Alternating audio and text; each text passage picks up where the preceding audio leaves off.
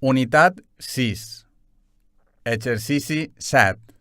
Una vesprada amb Ovidi Montllor.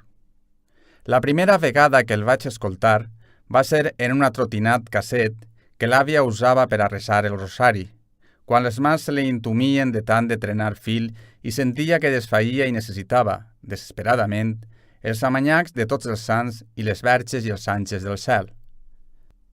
Estava sol, perdut en la vella habitació que donava al pati i que feia alguns mesos que havia ocupat com a quarter general on ordir les meues estúpides revolucions de joves somiatruites. De sobte, Ovidi va eixir d'aquell magnetòfon horrible com el geni d'una llàmpada i va irrompre en la cambra, va trencar en la seva veu un tel de llum i pols i em va dur el jorn del matí il·limitat, el clar camí, el pregon idioma, l'alfabet fosforescent de pedres com un senyal d'esperança en la profunditat d'un fosc oceà. I aleshores, tot aquell país que feia no res que jo havia descobert en uns quants llibres semiclandestins, en el balcó d'un paisatge, en unes veus antigues, va adquirir per a mi la consistència del fang assedegat d'aigua mal·leable com un cos. Poc després, a l'amic José Manel Esteve, vaig descobrir Corral Romput. L'escoltàvem vesprada darrere vesprada, sense cansar-nos-en mai, en un vell giradís, mentre fumaven inofensius porros de poliol i bevíem un cafè aigualit amb gust de regalícia.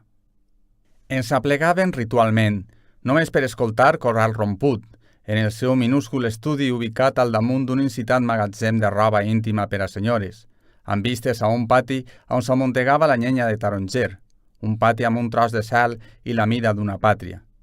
Des d'aleshores, aquell camp va acompanyar molts trens d'alba ofegats en alcohol i sexe, espais infinits de silenci.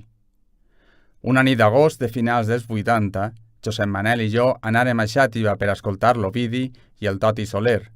Fèrem el trajecte en tren, creuàrem una selva de tarongers incendiada per un sol ferit de mort i arribàrem a boqueta nit a una ciutat asfixiada en el seu propi baf. Casualment, trobaren l'Ovidi en un bar a escassos metres de la plaça on havia d'actuar. L'assaltàrem, mentre ell, tranquil·lament, sopava, arrimat al taulell, un entrepà. Li explicaren apressadament que feien versos i que també recitàvem, i tot això, i el de més cap enllà, i el de més cap ací, i no sé què de l'Ara Baixa, la revista que editàvem ingenuament, i ell anava assentint i mastegant. Abans d'acomiadar-nos, ens deixà la seva adreça a Barcelona, anotada en un tovalló de paper que encara guarda en alguna capsa. Carrer Sostres. Xicón, vine quan vulguis. Ovidi resplendí aquella calorosa nit, i també Partaca, el pèl-roig del barri del Carme de València, enfundat en una camiseta curtíssima, de color daurat que li venia pel melic, amb aquell aspecte de Joe Cocker, un punt rural. La primavera de 1993 em vaig presentar en casa del cantant. Aleshores, jo era un estudiant de periodisme, pobre com una rata, a qui Barcelona havia mig devorat com a qualsevol fill de ningú ni del no-res. Potser aquella vesprada jo ja havia sabut de la mort d'Estellers en una pàgina de La Vanguardia deixada al terra per la dona de fer feines en l'escaleta del pis de Cerdanyola on vivia. O potser encara no, i el poeta de Burjassot continuava respirant un somni d'hortes, una ciutat de tramvies, de castell de focs, fira i riu, sense deixar-se de queixar d'un terrible dolor de cama. Tant se val. Havien passat anys des d'aquella nit de Xàtiva i Ovidi ja no em recordava. El vaig entrevistar.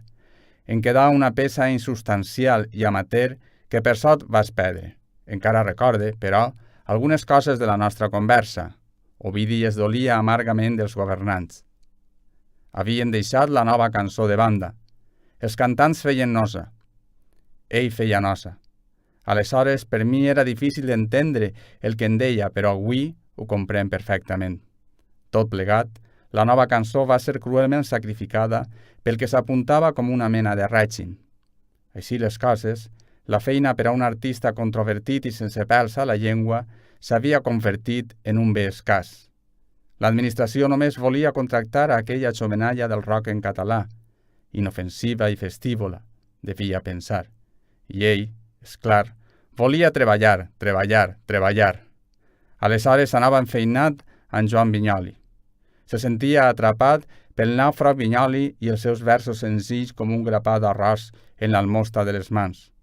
I buscava feina. M'explicà que feia poc havia anat a dur unes cançons a un setxell discogràfic. Suposa que devien ser les del seu homenatge a Peles Formosa o potser el seu disc dedicat a Joan de Sagarra. Els de la discogràfica, els molts fills de putes, li van dir que enviés una maqueta. Ovidi llavors explotà.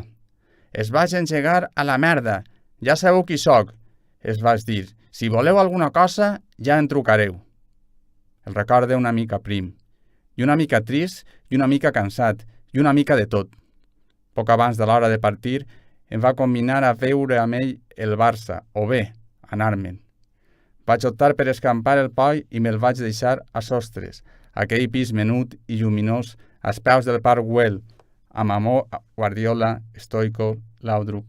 L'hauria d'haver vist uns mesos després, en un acte a favor de la llengua catalana que organitzaven els estudiants de no sé quin sindicat de filologia de la Universitat Autònoma de Barcelona. A l'última, però, Ovidi no va vindre i allà em van quedar tots sols, en aquella sala immensa, despagats. Es veu que es trobava malament. Ja estava malalt, potser. I bé, un dia es va morir, precipitadament fent-nos una putada enorme, deixant-nos en un gran orfandat a tots els que, com ell, érem i en sabíem un entre tants, fills de ningú que venien del no-res per anar fins al més amunt de tot.